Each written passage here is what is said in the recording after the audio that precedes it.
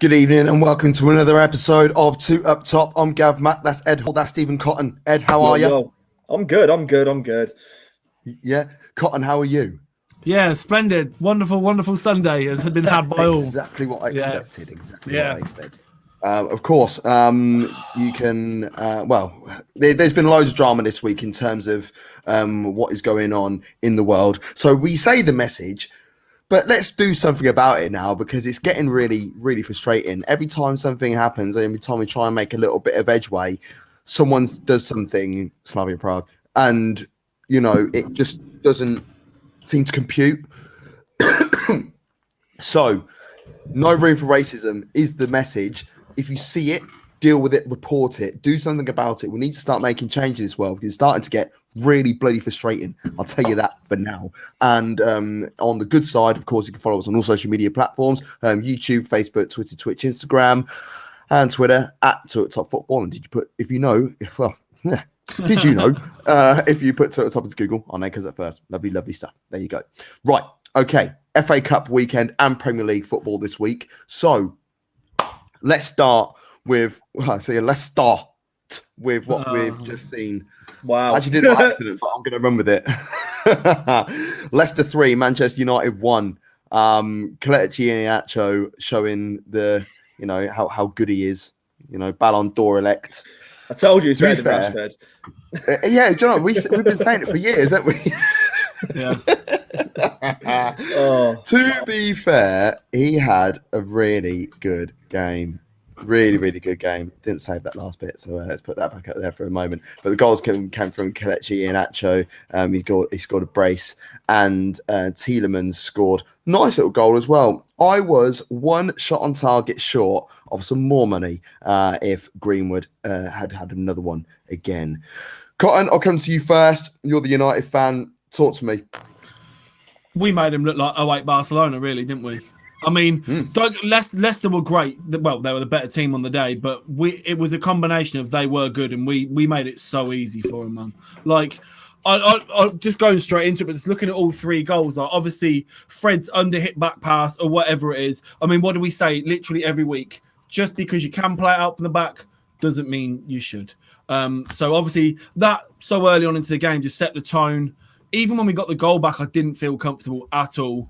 I think the second goal, the Tielemans goal is like Fred, just nobody wants to go to him. And then Fred kind of half tries to go to him and then just kind of bottles it. He just lets him there.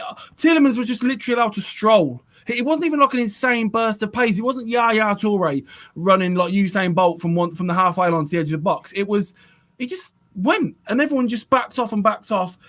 And then the header at the end, I mean, I might be super critical of everyone. I thought the fact that Maguire was too busy wrestling Sancho to even attempt to contest the ball. Everyone was just waiting for someone else to deal with it. McTominay wasn't following Iheanacho at the back. Should the keeper be doing better? I mean, at this point, what does it matter? I mean, I think we were so bad on the ball today, off the ball. I don't think there was so much talk about Van der Beek getting subbed off, and it was like, oh, she feels sorry for him. I don't. What's there to feel sorry for when he's been given his chances to play? He's never rocked up, man. He hasn't given even like a little glimpse of what. And everyone's like, what a dummy for him. Like, great dummy. Like, don't get me wrong, but that doesn't mean he's had a good game. Like, Fred was just, it's not it, is it? Do you know, like, when we initially signed Fred and everyone cussed us out, and then he had that like purple patch in the last like 9 months.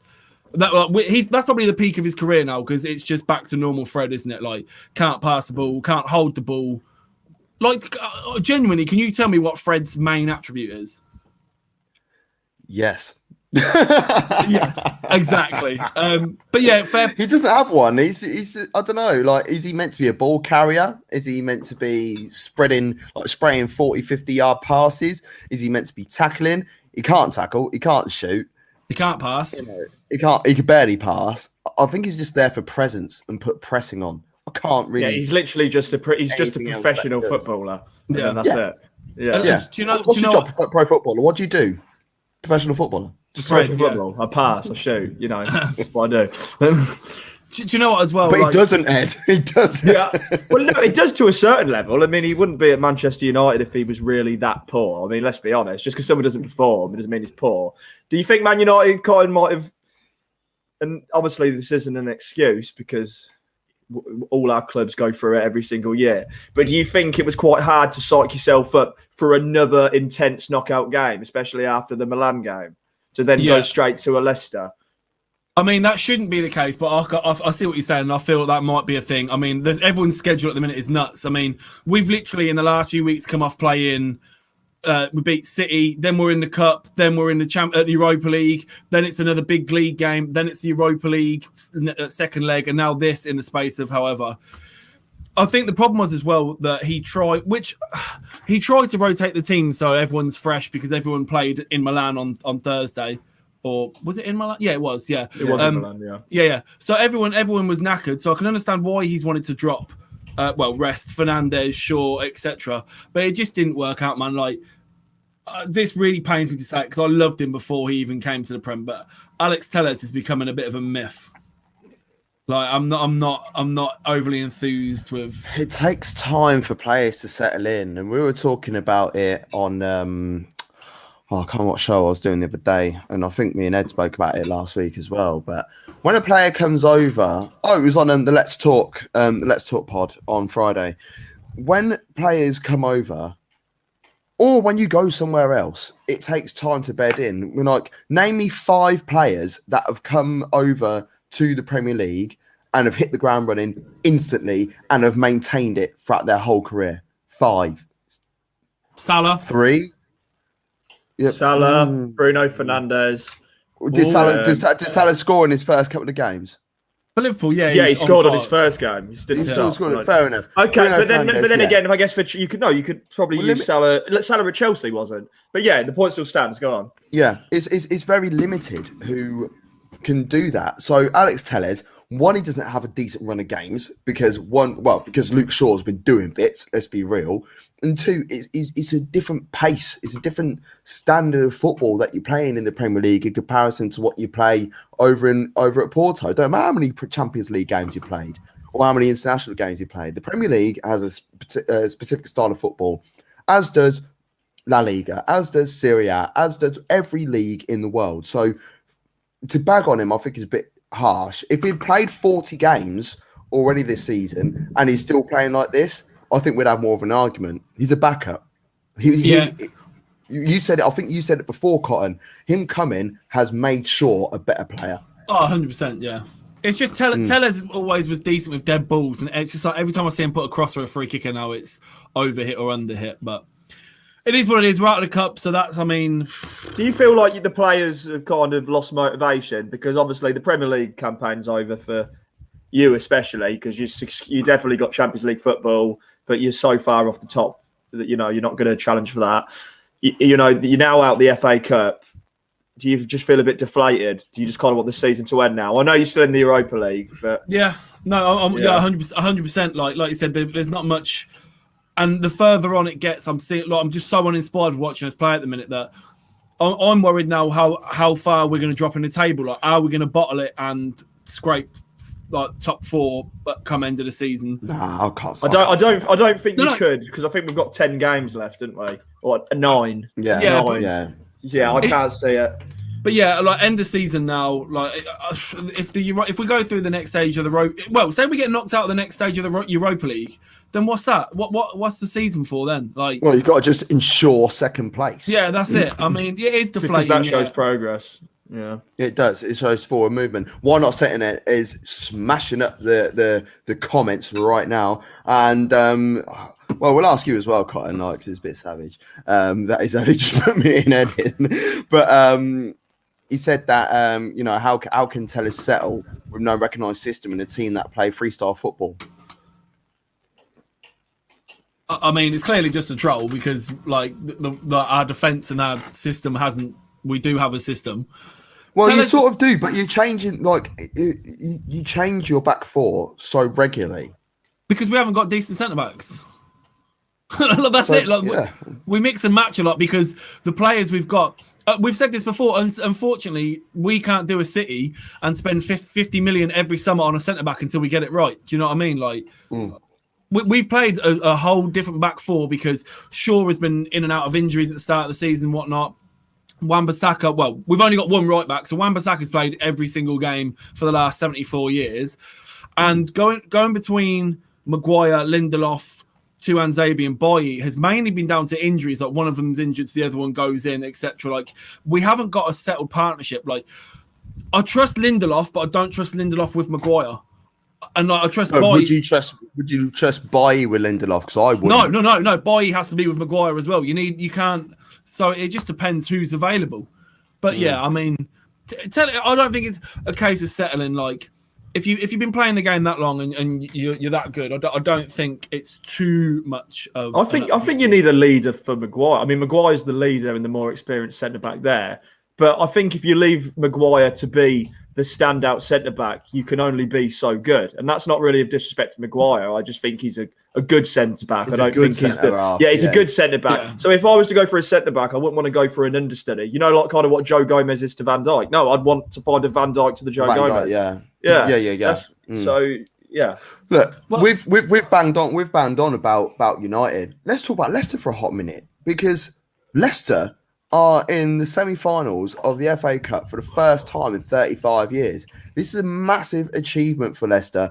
They won the title in 2016. They came from nothing, so to speak, and haven't really done as much or done anything since. You know, they did really well last season, but then dropped off right at the end. I say that's a lie. That the first half of the season they were phenomenal. Second half of the season they were dog, and for me, I think they were lucky to finish in the top in the fifth spot.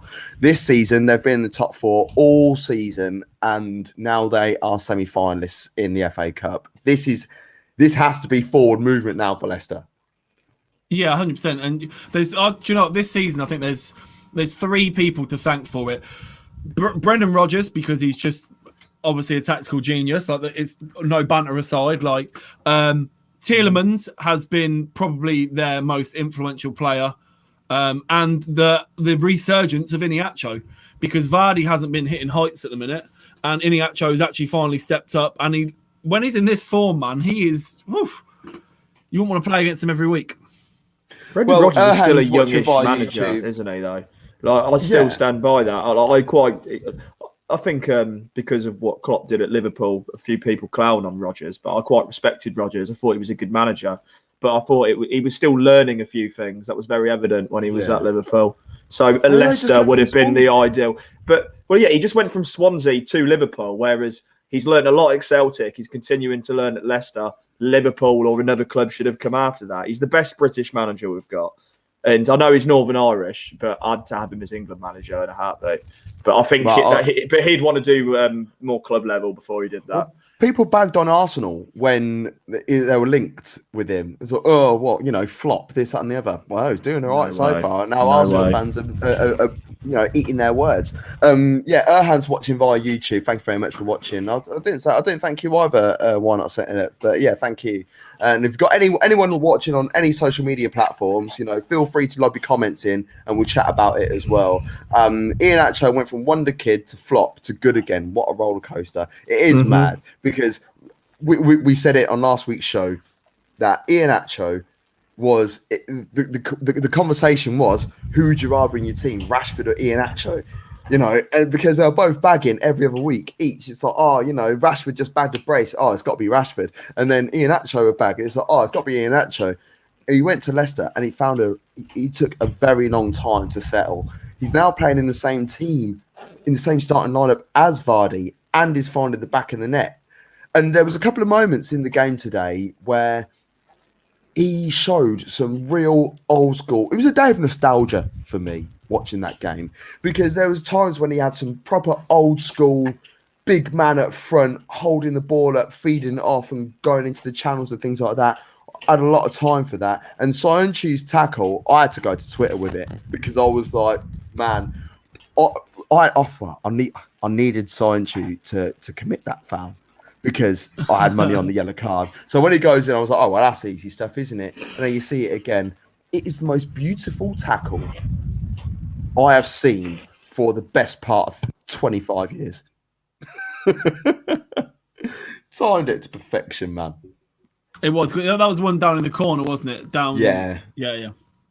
Breath of fresh air is.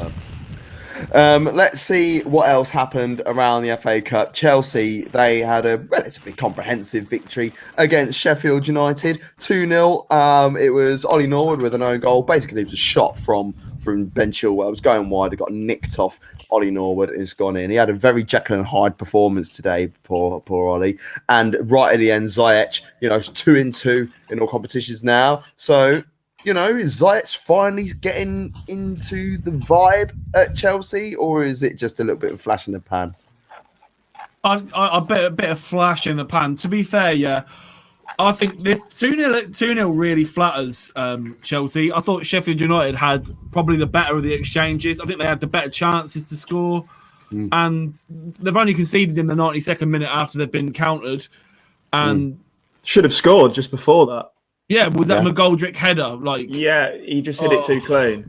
I'll tell you what, I think the reason you saw so much fight from Sheffield, because this was really all that remained from their season. Yeah. That's all they got. No, and we give you, they gave it their all and they still lost 2-0, bless them. That's it now. That is it. That's the end of story, end of the fairy tale. Chelsea continue to win. Chelsea are in a Champions League quarter-final against the best opponents you could have got after Liverpool, honestly, Porto. So they'll probably get through to the semis. They're through to the quarterfinals of the FA Cup. Are we going to, or the semis? Semis. Going to the semis. This is the quarters. Yeah, this was the quarter. So they go to the semi-final of the FA Cup, and they are in a clean sheet, Ed. Yeah, and they had a little bit of a blip by drawing against Leeds, which has opened up the top four slightly. But with West Ham losing, you'd put them as strong favourites now. For top four, so it weren't that bad. They were 3-0 up, but it was 3-3. It might feel like a defeat for West Ham, like but loss, yeah. But West Ham should have been 5-0 up, if you ask me. No, I think they should have been 3-0 up, but then it should have been 5-3 Arsenal, and then it should have been 5-5. That game, we'll talk about it in a minute, but that game should have ended 7-6. But I don't know which way. But Sheffield United, you're right. This is the only thing that they've got to go for, and they made a really good account of themselves against a very informed Chelsea side. But Chelsea they're just finding ways to win. And I'll tell you what they look like. They look like champions. Mm-hmm. This is what champions do. This is what reminds me of, when United were winning title after title. They would go through these games where, things would happen, but they go out there, they find a way to win, they keep a clean sheet, and it's like, right, let's move to the next one. So the way that Chelsea arrived today, they might have felt a level of complacency, but they got the job done, and that's the main thing. And this is their best opportunity for a trophy, in my opinion. So why not go out and get it? Yeah, I agree. Let's not forget though, we looked at this squad at the start of the year and went, "Oh, that's a Premier League winning squad.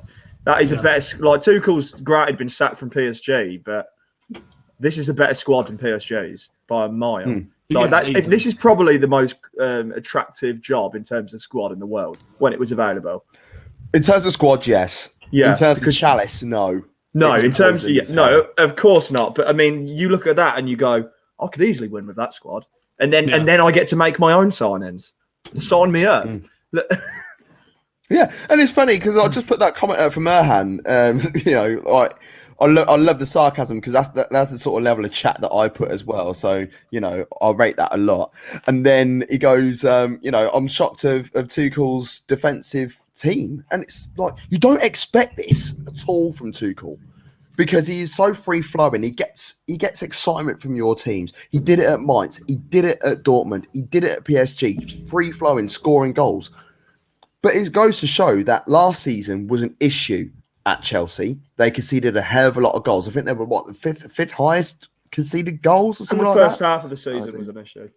And the first half, they were winning games and they went through runs and they had that run when Mendy first signed. He's got like 5 clean sheets in 6 or something like that. And then they started dipping, and that's what ultimately lost Frank his job.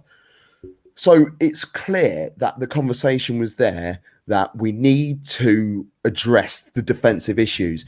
They've still got the same players. Christensen's still playing. Zuma's still playing. Rudiger's still playing. That's what I was going to say. Is the problem still there, though? Is the problem still there, though? Because if he's doing a fantastic job, if these same set of players have been struggling for so long, yes, there'll be an element of coaching. Yes, there'll be an element of confidence. But if that confidence drops, in any of them players, you could see the same things creep in. I'm not trying to set a narrative or anything, but I'd still look to improve that defensive line with additional players, despite how good they've got.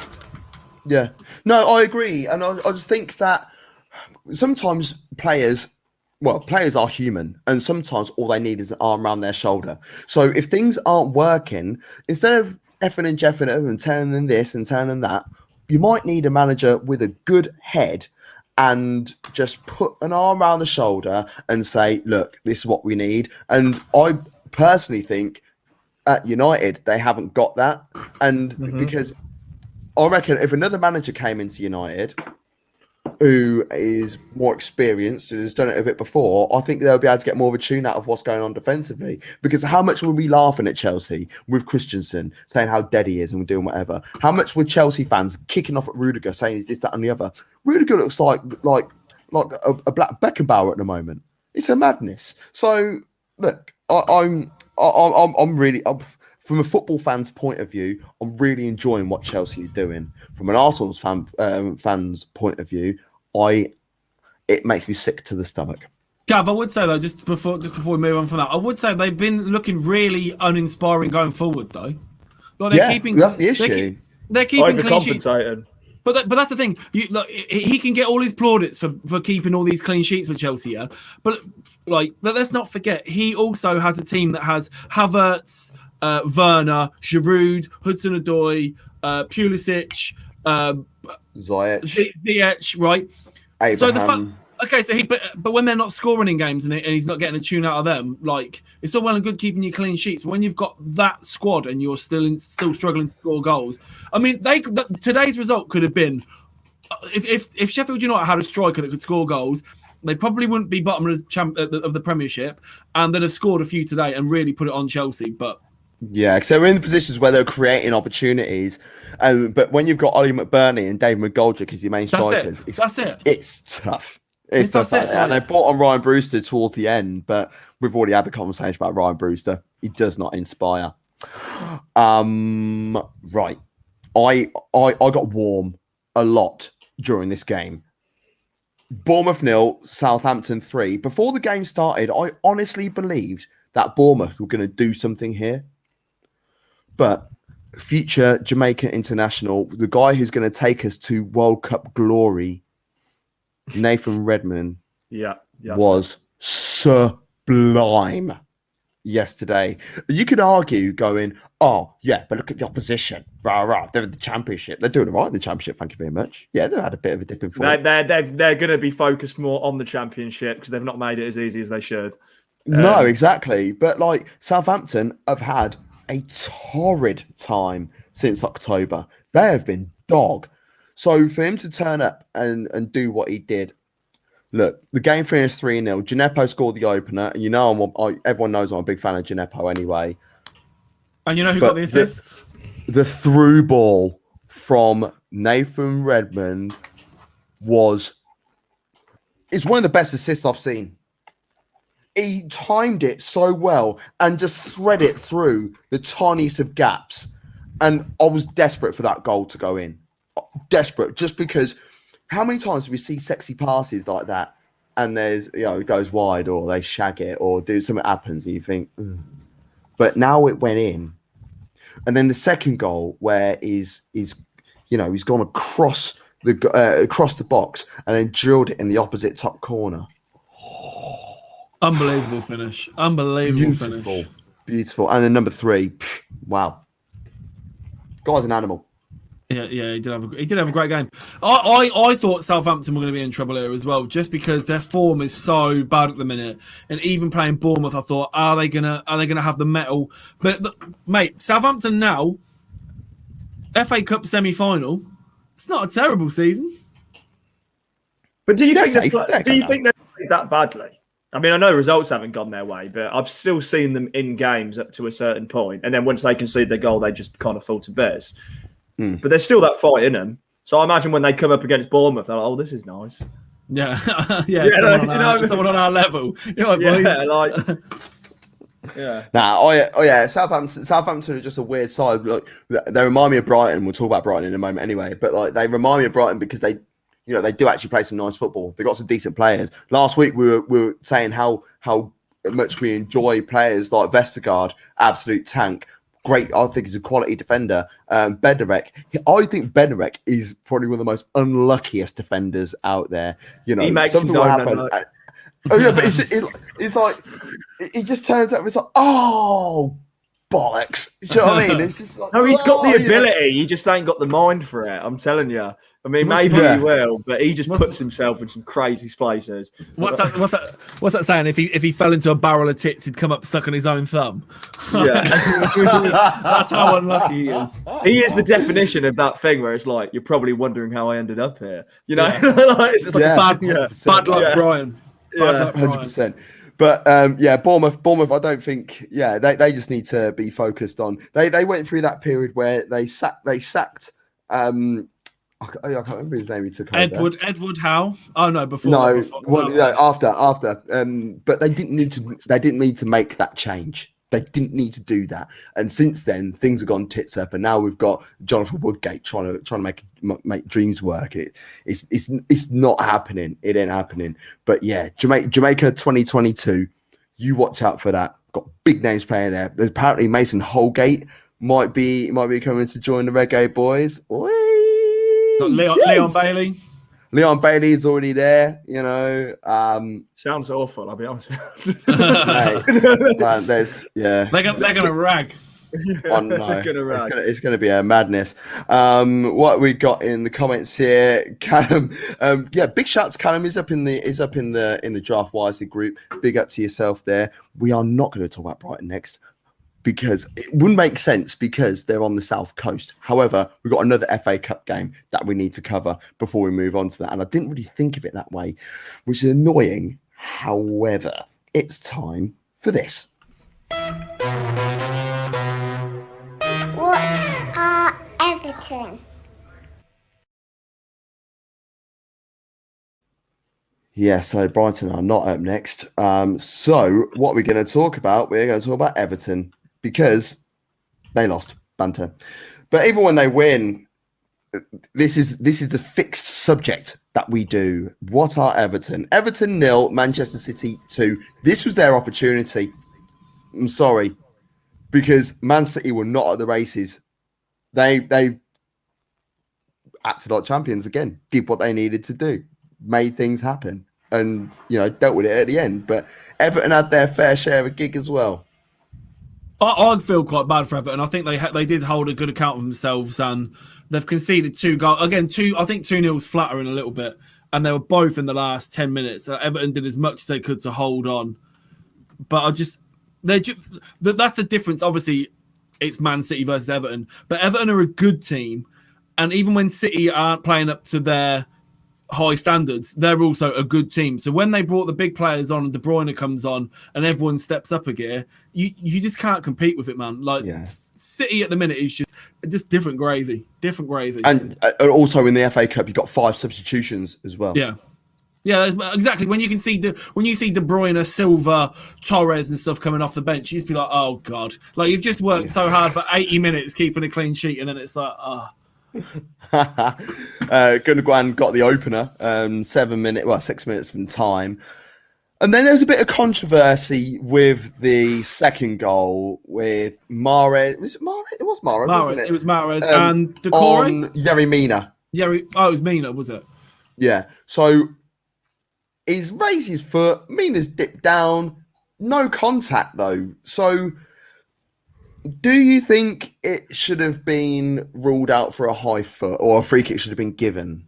Right, I'm going to say this, but this might not make sense, but here we go.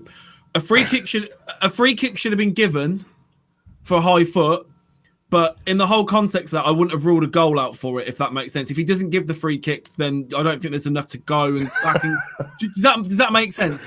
Are you on that? Are you having a Stronk page on Facebook? No, listen, right. So what I'm saying is, in normal circumstances, you probably would give that for a free kick. It's soft, but you probably would give it, right? But what I'm saying is that enough? There's no contact. Is his foot high enough? Because then if you've got VAR involved, then what's the what's the thing they'd be looking for there? Like, because how high does a foot have to be high foot if someone's bending in as well? Do you know what I mean? I don't even think that would have cleared my head, that foot. So I don't think it should have. I think the right decision's been met. Yeah, I don't think it was anything drastic. I mean, it's just the consistency. It's because that they see that happen 5-6 times a game. So if you watch Everton players, they all stop and put their hand up, and De Bruyne literally just jogs past them, and Sigurdsson's literally looking at the ref going, mate, when he should just be tracking De Bruyne. So, but then you can use clever refereeing and just give a free kick for that. You know, sometimes refereeing is about expectation. You might, as the ref, be standing there going, that is nowhere near a foul. But if everyone's expecting it to be a foul, just blow and give it. Yeah, but that's what I mean. Part of his sales. But that's exactly what I mean. So I could see why it should be a free kick, but I don't think it was big enough to go back and rule a goal out for. What do you reckon, Edward? I completely forgot Everton played in the FA Cup. This is a game that's the highlights for. I'll be honest with you, it's like I realised they were playing City and I didn't even bother watching it because yes, I am tired. I'm shouting, but I'm kind of more interested in the aftermath of the result. Manchester City are due. The quadruple is still on. They've got a League Cup final to play. They will most likely win it. They've already won the league. I hope so. They'll be certainly favourites now in the FA Cup. Now Manchester United have gone out. Champions League will be the tough one. You know, pundits who, was 2 years ago talking about a quadruple and then talking about relegation. What do you want, bro? Jesus. DND. Yeah, but no, I'll get that. I mean, like, I was listening to a radio publication the other day. It's a very popular one that talk about sport. Make of that as you will. And they were talking about Man City. For some reason. I'm so sorry. It just won't stop. They were talking about Man City, and if they won the quadruple, would you like to see them do it? Now, I'm an Arsenal fan. Ed, you're a Liverpool fan. Cotton, you're a Man United fan. No. But there you go. No way. I personally don't mind if they do it. The only reason why I don't mind if they do it, Man City, is because I don't really know many Man City fans. In fact, I know three. I know 3 real-life Man City fans. So in terms of banter, the reason why I don't want other teams to do certain things, obviously I want my team to be winning things, but the reason why I don't want other teams doing it is because I know way too many fans of that club. Like, when you played in the Champions League final against Real Madrid, I was all Real Madrid. And I couldn't wait to see all the Liverpool fans kicking off and doing whatever. When you played against Spurs, it was tough. Because I can't afford, as an Arsenal fan, I cannot afford Spurs to win the Champions League before we ever do it. So I needed you guys to do it. But then I couldn't deal with the bull crap everywhere. 6 times, rah. And I know that's how Cotton, you would have wanted Spurs to win that. Oh, the Champions League, yeah, 100%. 100%. Do you know? Yeah, it's funny because they've literally just been talking about this. I saw they were talking about it on TalkSport during the week, but people that say things like a Liverpool fan that'd be like, "No, I hope Manchester United win the Europa League. I want the English teams to do well." Like, you need your hard drive checking if that's the way you view that. Yes, you do. It starts somewhere. No, with that, right? I want every single English team to do incredibly well in the group stage to maintain our coefficient points. Yeah, I'm the same. And then all of you disappear. Yeah. Don't want you here. Honestly, I want every single team to get knocked out of the last 16 of the Europa. Every single team to get knocked out in the last 16. Well, last 32 of the Europa. Last 16 of the Champions League. And I want my team to go off and hopefully go to glory because coefficient points work well. And then, the Arsenal get a trophy. Who are you going to be rooting for when we're in the Champions League final this year, boys? Bayern Munich. Who are you in the? Imagine a Liverpool City final. I'd have to go with Liverpool. I'd have to go Liverpool. They've already won a No, Champions I League. want City to do it. I know. I'd want City to do it. No, I want no. City. Yeah, I want City Right. to do that, and Here- I here's the- would love it. Here's the I would clickbait. love it if they won. Love it. Here's the clickbait on the podcast, like the description tomorrow. We're like, Cotton wants Liverpool to win Champions League final. and there's just a soundbite of me going, yeah, I'd want Liverpool to win it. I want Liverpool to win the Champions League. That's fine. I could cut that. And it's also like the in Arsenal not feeling that title. Big up yourself, by the way, realistic Gunner Laurie, Uncle Laurie. They call him on the show that they do with bits and bobs. But yeah, Man United did find that in Arsenal, passing it out of the back, shagging it, and then Fred turn up like prime Shaka, So is what it is.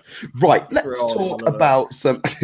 Let's talk about some Premier League football because there was 3 Premier League games that happened this weekend. One of those, well, there's 4 that are happening this weekend. One is live right now. Score check. No. No, lovely. Right, so let's talk about West Ham versus Arsenal. Thank you. Yeah, for our pitch side reporter, Stephen Cotton. What's the score? No, thank you very much. Right, so West Ham 3, Arsenal 3. This game was a madness, and I imagine for every neutral watching this game, they had the most amount of joy watching this unfold. As a West Ham fan, I reckon for the first half you'd be thinking, these are a bunch of pash. And as an Arsenal fan, you scored 1 goal in a 3-all game. Arsenal scored 1 goal in 6. And it was quite nice as well. I quite liked it. I like that header. Cafu at right back today was fantastic from an Arsenal point of view. Oh, from Arsenal's point of view, Cafu Chambers. Come on, just leave.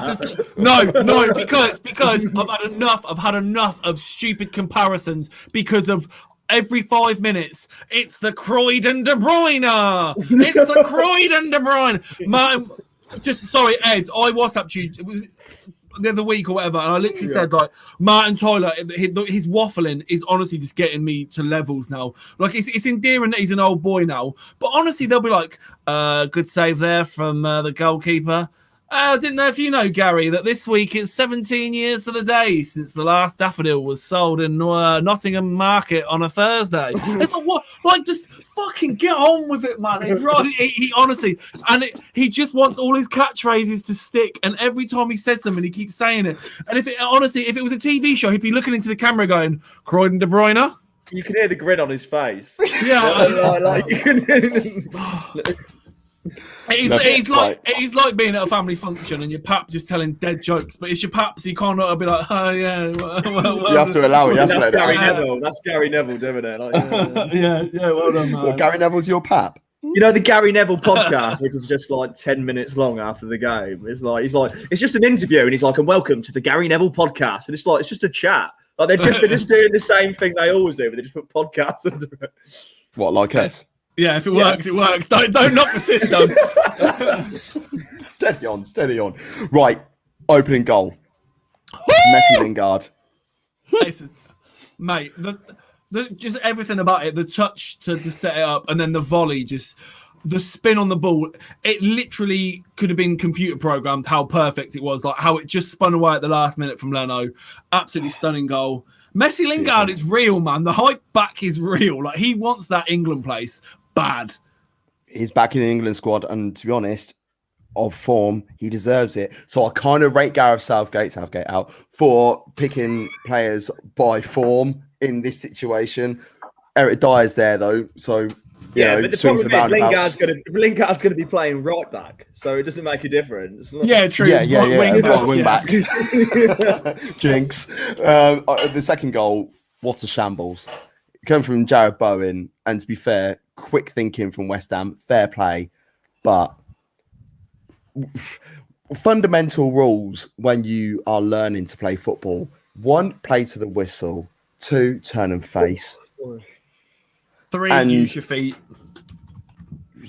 4, as a goalkeeper, don't get beaten near a post. I still have nightmares about Champions League final 2006. Getting beaten near post twice, don't happen. And then the third goal, I'm so glad the third goal happened the way it did, because it was Mikel Antonio header and it was flicked off by Souček. And that was one of the shots on target that I needed, which was awesome. So then Arsenal pulled one back just before half-time with technically a Souček own goal, but I love the turn and shot. It was beautiful from gracias. I love deliveries. Thank you very much. So yeah, the turn and shot from Lacazette took it really well. So shame is deflected because I thought that was decent centre forward play. Arsenal should have scored again. They should have scored again with Bukayo Saka. He passed it to Fabianski, and that wound me up. But after that, it was Arsenal. A lot of Arsenal. West Ham did have a couple of chances though, especially the Antonio off the post, the shot by Declan Rice after he waded through like prime Yaya.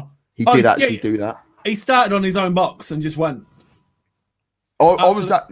If the score was like 3-1 Arsenal at that point, I would have been willing that shot to go in, because I want to see good goals. As a football fan, I want to see it. As an Arsenal fan, I am thankful that didn't go in, because that would have killed the game. That would have made it 4-2, game done, bam. And there was another one as well where Cafu Chambers sort of, he's fantastic defensive work again. Was this also while we're talking about Cafu Chambers? It didn't. Thank you for addressing him properly, by the way. That's fine. It didn't result in a goal, but there was at one point where he just did some like out of the foot first time pass that just literally looped over the whole defence and landed to like Lacazette. I think he nearly scored from that. But it's just Chambers just like whoop. Yeah, he was brilliant. He was absolutely fantastic. I couldn't believe what I was seeing with my own eyes.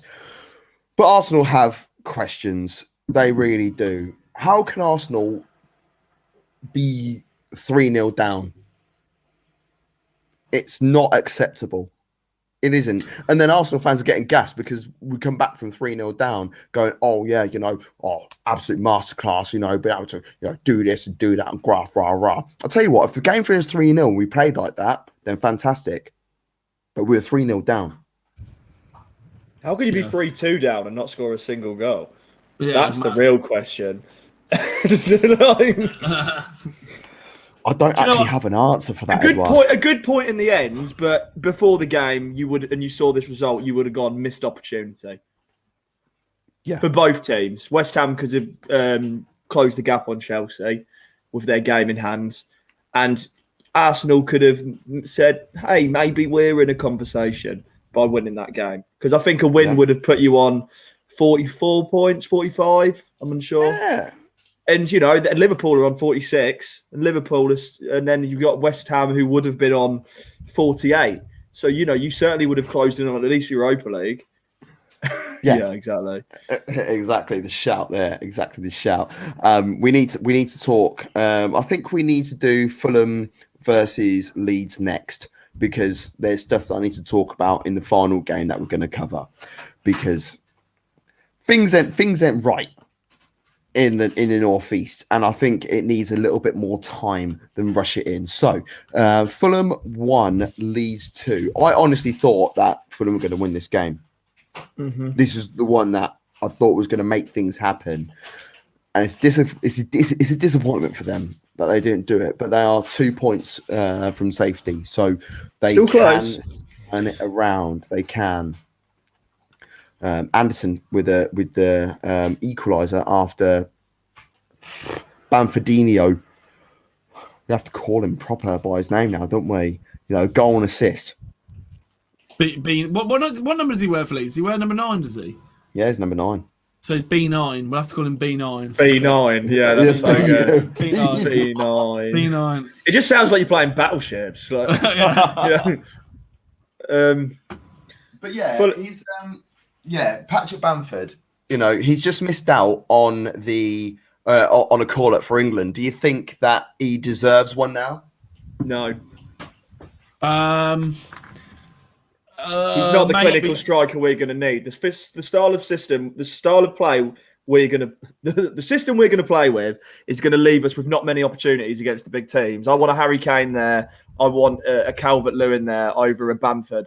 we're not going to dominate. We're not going to dominate the ball at post the group stage. I can't see it. I wouldn't want him. It's been 3 years as well for people to prove themselves. He's only been doing it for one.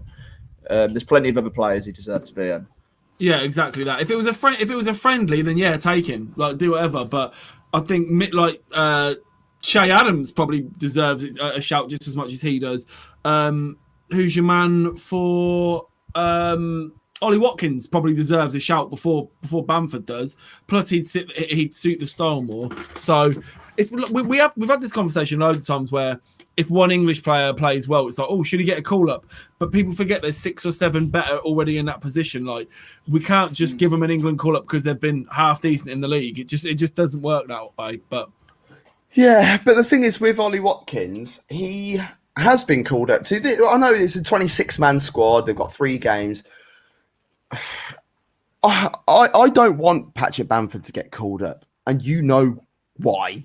I don't want him to get called up. We all know why we don't, because it's going to cost 2 up top as a collective a lot of money. As a collective, no way. No. As far as I'm concerned, that's Mad Sports Network. Top. Yeah, it said it. No, it said it. It said it on the show. We have it. Speak to my agent. Cotton did well. Cotton did well.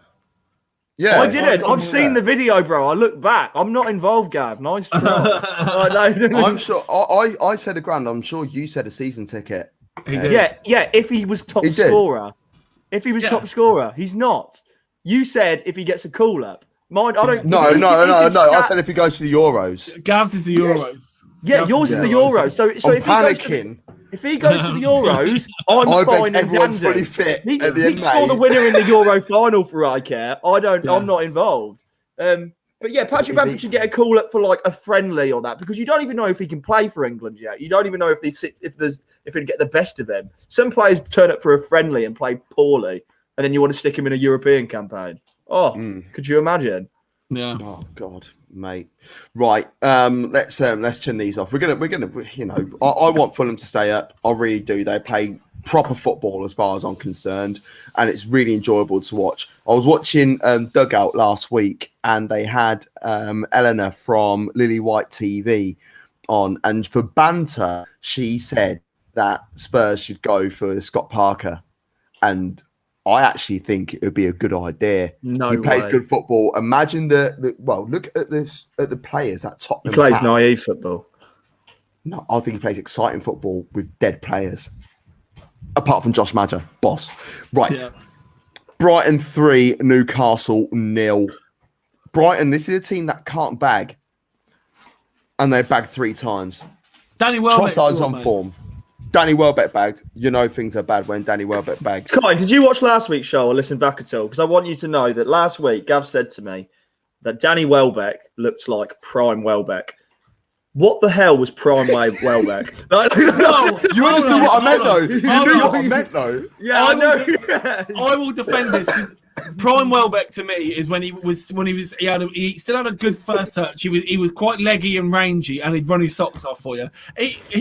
Welbeck had a use. He was all right. Like, he wasn't terrible. I was thinking, if I had a crash and I'm just missing out on some golden years where he's like top scorer, like England, like he weren't terrible. He went Real Madrid and all. Yeah. In a previous life, he started turning up elsewhere. Oh my God, look at this. Graham Potter is the Brexit Guardiola without conversion rate.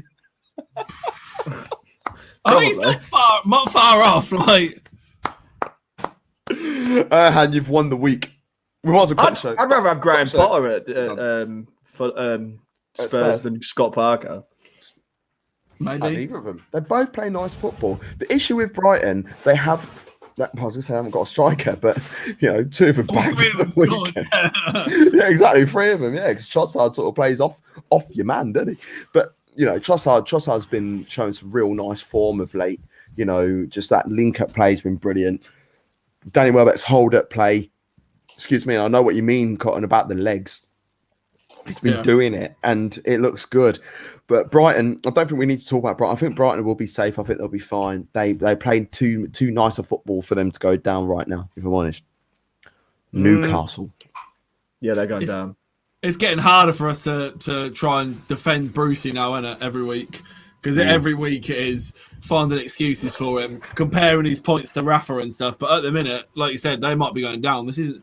But we called this about 5 or 6 weeks ago when we saw the points. What Fulham's form was on the upswing. It was just before they went on their run. Remember when their run started doing bits, and it was like. Well, just before it was like, they've got these games. We probably won't see them get many points. And they got like 7 in 9.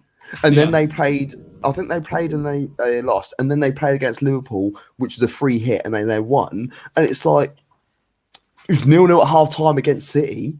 It's like, Fulham could dig themselves out of the mire here. I think they will. I think Newcastle are in some serious trouble, man. They are playing the worst football. That's the thing. Mathematically, they're in it just as much as Fulham and even Brighton. But it's just not inspiring.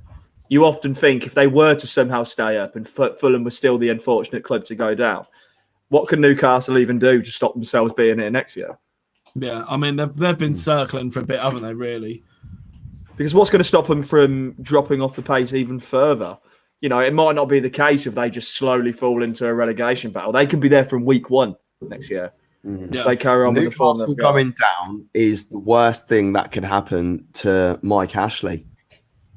Yeah. He will not be able to recoup the type of funds that he wants to sell this club for if they go down. Even if you sell them the dream and say they're going to come back up and you're saying all these players are going to hang about, I'll be very, very intrigued to find out what players have got relegation clauses they come back in up? their contract. Do you think this Newcastle team could come back up? Yeah. Yeah, I honestly do. I do. This Newcastle team can. But how many of them will stay? Yeah, exactly. But a lot of these players already did go down with them and bring him back up. Well, I can see players like Jamal Lascelles is a championship player who came up.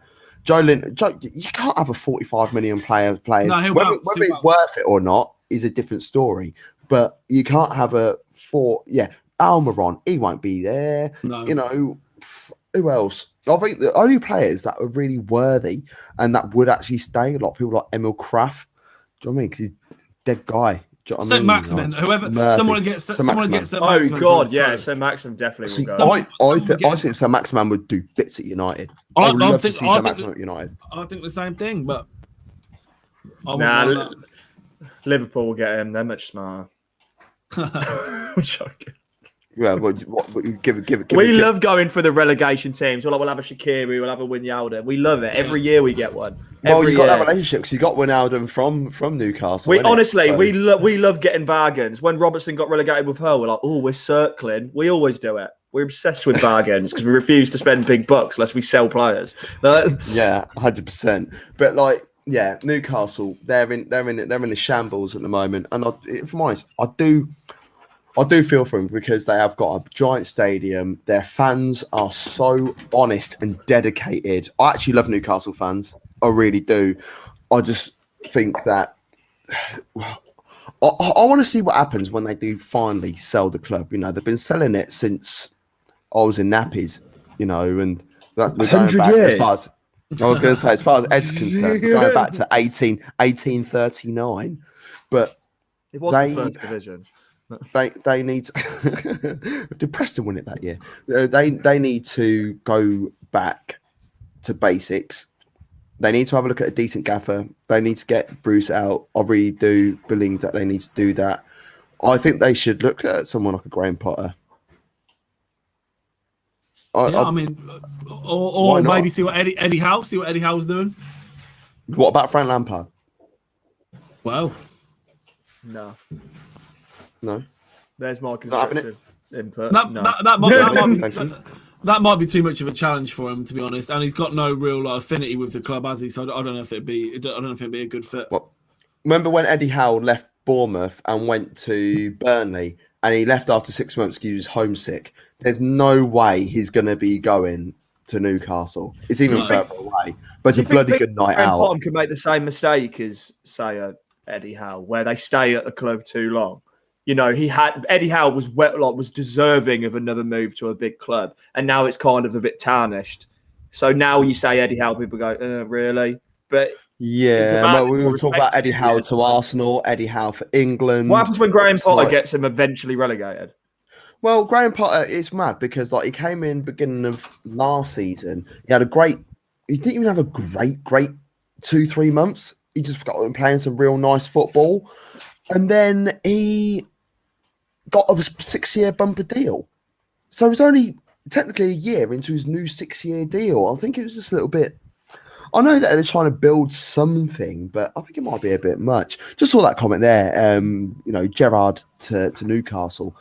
If Newcastle stay in the Premier League, if Newcastle stay in the Premier League, then yeah, why not? I think Gerrard that's natural progression. Build something at Rangers for a couple of years before making another move.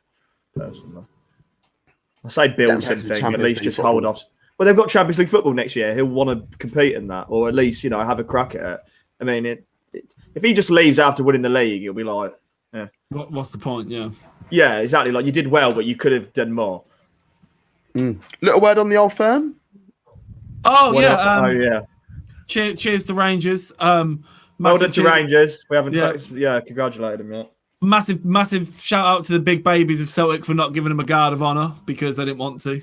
That's pathetic. Massive. That is absolutely pathetic. There's whole granted we all have rivalries and that, but you can't make the most of winning if you don't accept losing. It makes it so. It's the whole point of sport. Like, what children? Yeah. Well, it was a good game for me because I had 2 separate requester bets.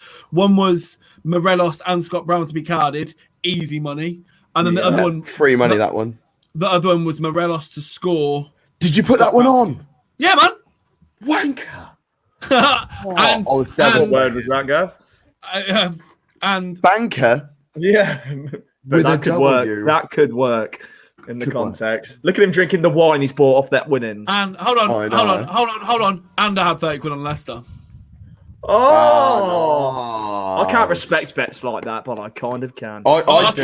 I can. I mean, today was a good day for me. I had the 3. It was 3-1, wasn't it? Morelos and Brown to get booked. Brown carded, yeah. Thank you very much. Free money, and then I put a tenner on Souček to have 2 shots on target and Lingard to have 1 on target as a double. So that returned a lovely 130. Thank you very much, Patrick Power, for assisting me on my path to glory today. It's been a while since I've been able to enjoy the art of the. I was going to try and think of a really cool word for betting. It's frigging betting, but it's been going wrong of late. But I'm happy today. So lovely. That's it for us. Well, Liverpool haven't lost for 2 weekends in a row now. Liverpool are unbeaten in 2 weekends. Unbeaten. It's almost like Arsenal in 2003-04. Anyway, you can follow us on all social media platforms at Top Football, YouTube, Facebook, Twitter, Twitch, Instagram. Top will be back next Sunday. We'll probably have a little chat about some international football and some other stuff as well, because international football, let's be honest, is pretty wank. So we're going to talk about some enjoyable stuff. You'll be able to see Gav Mac's face on the Bundesliga show, which is on for this week is going to be via the TFB Dugout channel, so make sure you go have a look at them, and also a new channel that I've been working on as well, MAD Sports Network. Did you know if you put that into Google, that comes up first as well? Lovely stuff. But that Bundesliga show will be over there, and then the audio will be available for you guys via to Up Top to listen to later on that evening. But for myself, Gav Mac, Ed Halstead Cam, and Stephen Cotton, thank you and good night. Southgate out. I was waiting for that. Southgate out. Southgate out.